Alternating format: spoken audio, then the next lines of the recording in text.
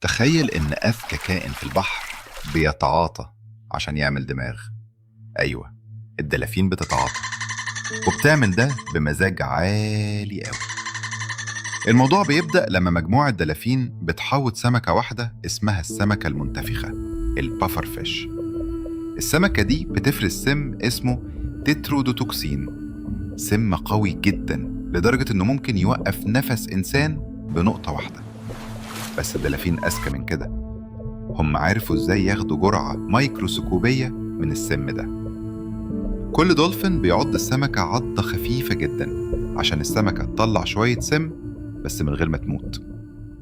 التعاطي ده بيتعمل بالدور، الدلافين بتتناوب السمكة زي ما تكون سيجارة بتلف عليهم.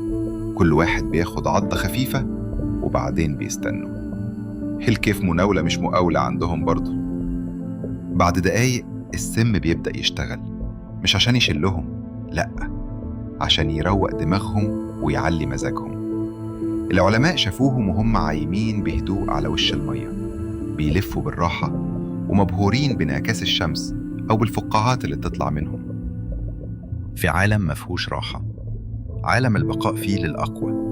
الكائنات الذكية دي لقت طريقة تهرب بيها، لقت لحظة سلام خالص، لحظة ما فيهاش صيد ولا خوف ولا صراع.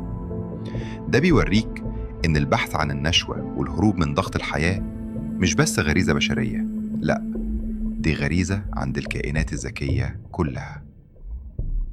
الدلافين بتورينا إن حتى في أعمق البحار وأذكى العقول في دايماً بحث عن لحظة سكون، لحظة نقدر فيها نشوف العالم بشكل مختلف. إيه رأيك في الذكاء ده؟ هل الكائنات دي بتدور على السعادة زينا بالظبط؟ شاركنا رأيك في كومنت، وما تنساش تعمل لايك وشير عشان المعلومة دي توصل لكل الناس.